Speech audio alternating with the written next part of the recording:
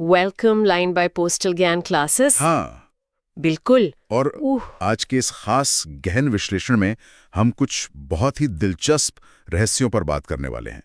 मतलब, क्या कभी इस बात पर गौर किया गया है कि एक छोटा सा कागज का टुकड़ा जो मुश्किल से कुछ सेंटीमीटर का होता है, वो ये तय कर सकता है कि इतिहास में किसे याद रखा जाएगा? हाँ, और किसे हमेशा के लिए भुला दिया जाएगा, ये सच में सोचने वाली बात है। बिल्कुल। तो आज हम इन्हीं कागज के टुकड़ों यानी डाक टिकटों के पीछे के जो सख्त नियम हैं, उन्हें डिकोड करेंगे। और ये चर्चा विशेष रूप से पोस्ट ऑफिस डिपार्टमेंटल प्रमोशनल परीक्षाओं की तैयारी करने वालों के लिए है, खासकर जो LDCE की तैयारी कर रहे हैं। सही कहा, ये उनके लिए किसी मास्टर की से कम नहीं है। हाँ, हमारा पूरा फोकस आज पोस्टल ज्ञान क्लासेस द्वारा दिए गए लेक्चर 8 प्रोडक्ट एंड सर्विसेज के नोट्स पर है। ये नोट्स परीक्षा के लिए एकदम सटीक हैं। और मजेदार बात यह है कि ये सिर्फ आंकड़ों की कोई बोरिंग लिस्ट नहीं है। नहीं, बिल्कुल नहीं। हम ये समझेंगे कि ये नियम आखिर बनाए ही क्यों गए हैं, इन भारी भरकम तकनीकी जानकारियों के पीछे का तर्क क्या है, और इन सब उलझनों को सुलझाने के लिए हमारे साथ हमारे विशेषज्ञ मौजूद हैं। शुक्रिया। इस चर्चा का हिस्सा बनना हमेशा ही बहुत रोमांचक होता है। ठीक है, चलिए इसे विस्तार से समझते हैं। तो अगर हम LDCE जैसी परीक्षाओं की बात करें ना, तो उनका एक सेट पैटर्न होता है। मतलब वो सीधे सवाल नहीं पूछते? बिल्कुल नहीं। वहां सिर्फ ये नहीं पूछा जाता कि कोई नियम क्या है, वे उम्मीदवारों को उन नियमों की बारीकियों में उलझाते हैं। अच्छा। और पोस्टल ज्ञान क्लासेस के नोट्स की सबसे बड़ी खासियत यही है कि वो इन बारीकियों को बहुत अच्छी तरह पकड़ते हैं। आज हम डाक विभाग की उस पूरी कार्यप्रणाली का विश्लेषण करेंगे जो एक तरफ तो सदियों पुराने इतिहास को समेटे हुए है, हाँ। और दूसरी तरफ उसमें आधुनिक बैंकिंग और लॉजिस्टिक्स जैसी सख्त गणितीय नीतियां लागू हैं। वाह। तो इतिहास की बात निकली है, तो परीक्षा के नजरिया से सबसे ज्यादा सवाल तो इतिहास से ही बनते हैं ना। हाँ, इतिहास वाला हिस्सा बहुत जरूरी है। पोस्टल ज्ञान क्लासेस के नोट्स में जो सबसे पहली चीज मेरा ध्यान खींचती है वो है भारतीय डाक का वो शुरुआती सफर। 1774 के दौर की बात है। वो तांबे के टोकन वाला समय? बिल्कुल। संदेश भेजने के लिए तांबे के भारी टोकन का इस्तेमाल होता था। मतलब अगर मैं इसे आज के समय से जोड़कर देखूं तो ये कुछ वैसा ही था जैसे आज हम जेब में भारी सिक्कों से भरा थैला लेकर चले, जो कि बहुत ही असुविधाजनक था। बहुत ज्यादा। और इसी असुविधा ने शायद 1852 में कागजी डाक टिकटों को जन्म दिया। इसे हम उस दौर की डिजिटल वॉलेट क्रांति कह सकते हैं। अरे वाह, डिजिटल वॉलेट क्रांति, ये तुलना उस समय की स्थिति को बहुत सटीक ढंग से समझाती है ना? इसने पूरी व्यवस्था को हल्का और तेज कर दिया था। सही बात है। तांबे के टोकन ढोना कोई व्यवहारिक समाधान तो था नहीं।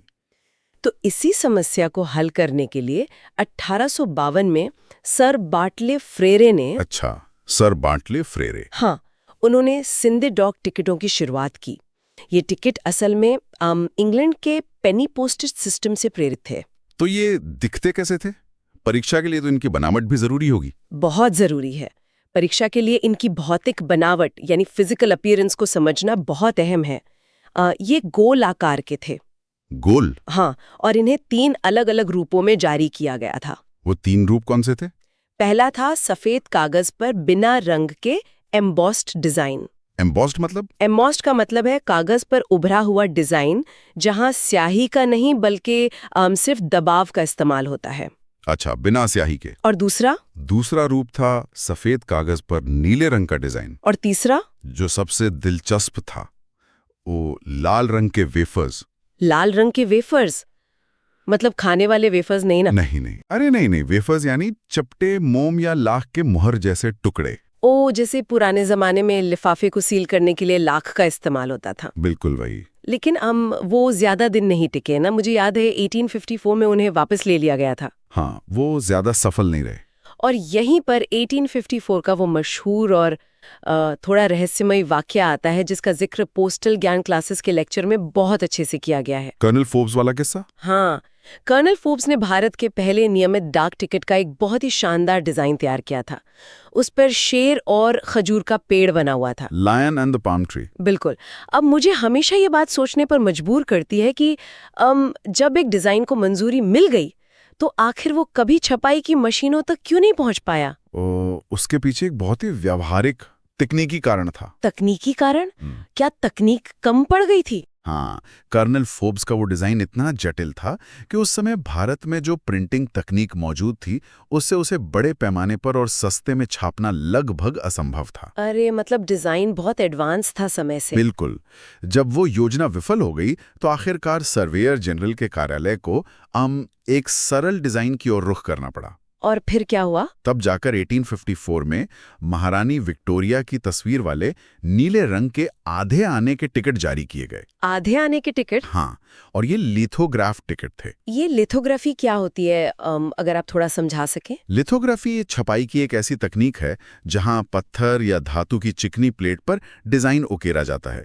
ये तकनीक उस समय बहुत सस्ती और तेज थी। अच्छा, इसीलिए ये टिकट इतने सफल हुए। बिल्कुल। यहाँ टिकट्स पर लिखे जाने वाले नाम का भी एक बहुत ही दिलचस्प पैटर्न देखने को मिलता है। जब 1854 में ये पहली बार आए तो उन पर इंडिया पोस्टेज लिखा था। सही कहा। लेकिन उसी साल मतलब कुछ ही महीनों के भीतर उस नाम को बदलकर ईस्ट इंडिया पोस्टेज कर दिया गया। हाँ, ये एक बहुत बड़ा बदलाव था। मुझे लगता है ये महज एक डिजाइन का बदलाव नहीं था, ये सत्ता और नियंत्रण का प्रदर्शन था। ईस्ट इंडिया कंपनी दिखा रही थी कि भारत के संचार नेटवर्क पर उनका ठप्पा है। बिल्कुल सही पकड़ा आपने। और इस क्रमिक विकास को समझना LDCE परीक्षा के लिए बेहद महत्वपूर्ण है। हाँ, क्योंकि वहाँ क्रोनोलॉजी के सवाल आते हैं, राइट? बिल्कुल सही। 1854 में ईस्ट इंडिया पोस्टेज नाम शुरू हुआ, लेकिन फिर 1857 की क्रांति हुई और सत्ता सीधे ब्रिटिश क्राउन के हाथ में चली गई। हाँ, तो फिर ईस्ट इंडिया नाम का औचित्य ही खत्म होने लगा। तो आखिरकार 1882 में इसे वापस बदलकर इंडिया पोस्टेज कर दिया गया। 1882 में, इसे याद रखना होगा। और ये व्यवस्था दशकों तक चलती रही, यहाँ तक कि आजादी के बाद भी कुछ समय तक। और फिर आखिरकार वो बदलाव कब आया जो हम आज देखते हैं? एक प्रक्रिया के बाद 1962 में, तब जाकर डाक टिकटों पर भारत इंडिया लिखा जाने लगा। 1962 में भारत इंडिया, क्या बात है। और आज़ादी के ठीक बाद 1947 में जो पहले 3 टिकट जारी हुए, वे तो जैसे एक नए राष्ट्र की कहानी ही कह रहे थे। वो तीनों टिकट बहुत आइकॉनिक हैं। हाँ। पहला था अशोक स्तंभ, जो हमारे प्राचीन इतिहास और लोकतंत्र की नींव का प्रतीक है। हाँ। दूसरा था हमारा राष्ट्रीय ध्वज, जो आजादी का सीधा ऐलान था। और तीसरा? जो तीसरा टिकट था, जिस पर एक विमान यानी एयरक्राफ्ट बना हुआ था, वो सबसे ज्यादा ध्यान खींचता है। ऐसा क्यों लगता है आपको? मतलब सोचिए ना, एक सद्य आजाद देश जो अभी अभी बंटवारे के दर्द से गुजरा है, वो अपने पहले टिकटों में से एक पर आधुनिक विमान छाप रहा है। हाँ, ये एक बहुत बड़ा संदेश था। बिल्कुल। ये दुनिया को बताने का तरीका था कि भारत अब प्रगति और भविष्य की ओर उड़ान भरने के लिए तैयार है। बहुत उम्दा बात कही। आज़ादी से लेकर अब तक भारत 3000 से अधिक स्मारक टिकट यानी कमेमोरेटिव स्टैम्प्स जारी कर चुका है। 3000, ये तो बहुत बड़ा नंबर है। हाँ, लेकिन यहाँ से डाक विभाग का वो हिस्सा शुरू होता है जो सबसे ज्यादा कड़ा और नियमबद्ध है। अच्छा। ये समझना बहुत जरूरी है कि ये 3000 टिकट सिर्फ किसी की इच्छा या सिफारिश से नहीं छप गए हैं। इनके पीछे एक बहुत ही सख्त चयन प्रक्रिया होती है। इसे कौन नियंत्रित करता है? इसे फिलाटेलिक सलाहकार समिति, जिसे PAC कहते हैं, वो नियंत्रित करती है। यहाँ बात सच में बहुत दिलचस्प हो जाती है, क्योंकि जब हम नियम और प्रतिबंधों की बात करते हैं तो अक्सर दिमाग में कई सवाल उठते हैं। बिल्कुल। चलिए, LDCE परीक्षा की तैयारी को ध्यान में रखते हुए यहाँ एक छोटा सा क्विज या तर्क खड़ा करते हैं। हाँ, पूछिए। अगर आज कोई बहुत बड़ा राष्ट्रीय नेता, वैज्ञानिक या अभिनेता लगातार सुर्खियों में है और देश के लिए बड़ा योगदान दे रहा है, तो क्या कल उस पर स्मारक डाक टिकट जारी किया जा सकता है? पोस्टल ज्ञान क्लासेस के नोट्स इस बारे में क्या कहते हैं? इस परिदृश्य में जो सबसे पहला और सबसे कड़ा नियम सामने आता है, वो ये है कि किसी भी जीवित व्यक्ति पर स्मारक डाक टिकट जारी नहीं किया जा सकता। जीवित व्यक्ति पर बिल्कुल नहीं। नहीं, डाक विभाग का यह नियम पूरी तरह से पत्थर की लकीर है। अगर किसी मशहूर हस्ती पर टिकट जारी करना है तो उनकी मृत्यु को कम से कम 10 साल पूरे होने चाहिए। 10 साल? ये 10 साल का नियम थोड़ा लंबा इंतजार नहीं लगता? इसके पीछे आखिर तर्क क्या है? इसके पीछे बहुत गहरी दूरदर्शिता है। 10 साल का नियम इसलिए बनाया गया है ताकि तात्कालिक भावनाओं के आधार पर फैसले न लिए जाएं। Immediate emotions. हाँ, जब किसी हस्ती का निधन होता है तो भावनाएं चरम पर होती हैं, लेकिन 10 साल का समय यह परखने के लिए पर्याप्त होता है कि क्या उस व्यक्ति का योगदान वाकई इतना बड़ा था कि इतिहास उसे याद रखेगा। मतलब ये एक तरह का टेस्ट ऑफ टाइम है। बिल्कुल। ये सुनिश्चित करता है कि डाक टिकटों की गरिमा और उनका ऐतिहासिक महत्व बना रहे। ये बहुत ही तार्किक बात है, लेकिन जहाँ कड़े नियम होते हैं वहाँ अपवाद भी जरूर होते हैं, और परीक्षा के पेपर सेट करने वाले अक्सर इन्हीं अपवादों पर सवाल बनाते हैं। हाँ, अपवादों पर ही सबसे ज्यादा सवाल आते हैं। तो क्या 10 साल के इस नियम में कोई छूट है? बिल्कुल है। पोस्टल ज्ञान क्लासेस के नोट्स इन अपवादों को बहुत स्पष्ट रूप से सूचीबद्ध करते हैं। अच्छा, क्या है वो अपवाद? कला, संस्कृति और संगीत यानी आर्ट, कल्चर एंड म्यूजिक के क्षेत्र से जुड़ी हस्तियों के मामलों में इस 10 साल के नियम में ढील दी जा सकती है। ओके, कला और संस्कृति में ढील है। इसके अलावा अगर कोई राष्ट्राध्यक्ष है, मतलब हेड ऑफ स्टेट, तो उनके सम्मान में उनकी पहली पुण्यतिथि पर ही स्मारक टिकट जारी किया जा सकता है। पहली डेथ एनिवर्सरी पर। और बाकी लोगों के लिए? बाकी सभी के लिए अवसर भी विशिष्ट होने चाहिए, जैसे उनकी जन्म शताब्दी मतलब 100वीं जयंती, या फिर 10वीं, 25वीं, 50वीं या 100वीं पुण्यतिथि। और अगर हम इन टिकटों की कुल संख्या की बात करें तो नोट्स में बताया गया है कि सालाना अधिकतम 50 स्मारक डाक टिकट ही जारी किए जा सकते हैं। हाँ, 50 की एक कैप है। तो अगर हम गणित लगाएं तो साल में 52 हफ्ते होते हैं और टिकट केवल 50 छप रहे हैं, यानी हर हफ्ते औसतन एक टिकट भी नहीं आ रहा। सही हिसाब लगाया। अगर इससे ज्यादा छापने हो तो सीधे माननीय संचार मंत्री की मंजूरी चाहिए होती है। ऐसा क्यों? इतनी कड़ाई क्यों? इसके 3 मुख्य कारण हैं। पहला है बाजार का संतुलन। अगर डाक विभाग अंधाधुंध टिकट छापने लगेगा तो संग्रहकर्ताओं के लिए उनका मूल्य और आकर्षण खत्म हो जाएगा। हाँ, जो फिलैटेलिस्ट हैं उनके लिए वैल्यू कम हो जाएगी। दूसरा कारण है लॉजिस्टिक्स। एक स्मारक टिकट को डिजाइन करने, छापने और उसे देश भर के फिलैटेलिक ब्यूरो तक पहुंचाने में भारी संसाधनों की जरूरत होती है। और तीसरा कारण? तीसरा है हस्तियों का कोटा। इस 50 की संख्या में भी एक उपनियम है। कुल वार्षिक कार्यक्रम का केवल 20% ही हस्तियों पर केंद्रित हो सकता है। मतलब 20 का 20%? यानी अधिकतम 10 टिकट ही किसी व्यक्ति विशेष पर हो सकते हैं। बाकी 40 टिकट कला, संस्कृति, जीवों या किसी ऐतिहासिक घटना पर आधारित होने चाहिए। इसका मतलब ये है कि अगर किसी संस्था या इमारत पर टिकट निकलवाना है तो वहाँ मुकाबला और भी कड़ा है। बहुत ज्यादा। मान लीजिए किसी बहुत ही प्रतिष्ठित कॉलेज या बैंक के 10 साल या 25 साल पूरे हुए हैं, तो क्या उन पर टिकट निकल सकता है? किसी भी संस्था के लिए नियम हस्तियों से भी ज्यादा सख्त हैं।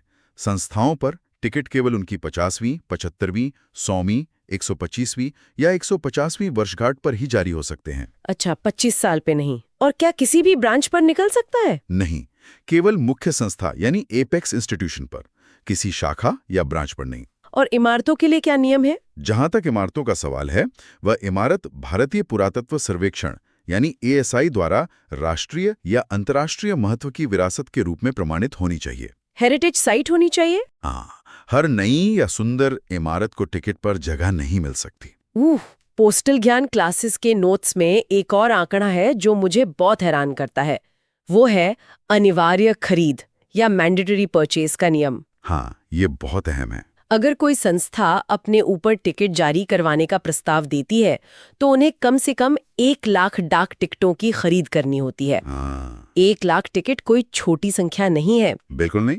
ये तो एक बहुत बड़ा वित्तीय और लॉजिस्टिक कमिटमेंट है। इस नियम के पीछे भी वही तर्क है, गंभीरता सुनिश्चित करना। मतलब विभाग देखना चाहता है कि वो कितने सीरियस है। हाँ, अगर कोई संस्था प्रस्ताव दे रही है तो विभाग ये देखना चाहता है कि वे उस टिकट के प्रचार प्रसार को लेकर कितने गंभीर हैं। और अगर कोई विदेशी संस्था हो तो? अगर कोई वैश्विक संस्था है जिसका मुख्यालय भारत के बाहर है तो उनके लिए ये नियम और भी बड़ा है। कितना बड़ा? उन्हें 25 लाख रुपए के टिकट और फिलैटेलिक सामग्री की अनिवार्य खरीद करनी होती है। 25 लाख रुपए? क्या इसमें कोई छूट है? अपवाद केवल तब होता है जब विदेश मंत्रालय के माध्यम से किसी अन्य देश के साथ जॉइंट स्टैंप इशू किया जा रहा हो। अच्छा, अब ये जो लाखों टिकट खरीदे जा रहे हैं या जो संग्रहकर्ता इन्हें जमा कर रहे हैं, जाहिर है ये सिर्फ आम लिफाफों पर चिपकाने के लिए तो नहीं है। बिल्कुल नहीं। यहीं से उन विशेष उत्पादों की बात आती है जो असल में कला के नमूने हैं और जिनसे LDCE परीक्षा में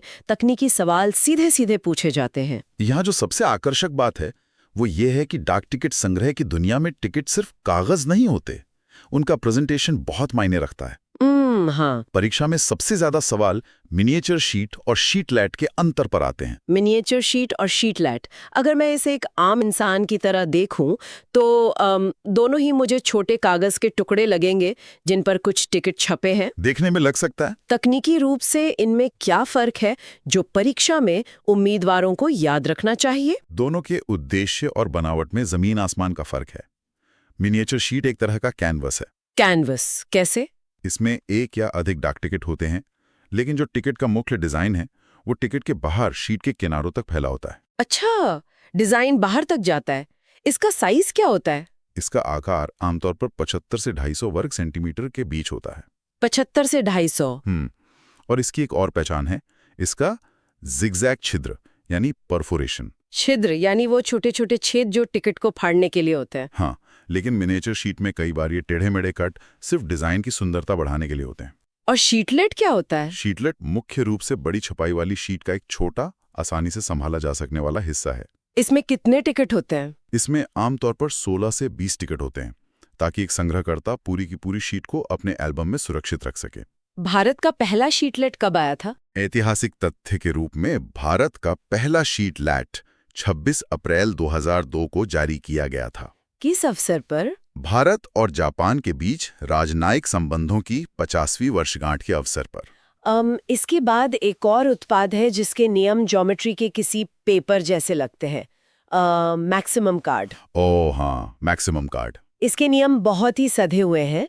न्यूनतम आकार 90 बाई 140 मिलीमीटर और अधिकतम आकार 105 बाई 148 मिलीमीटर।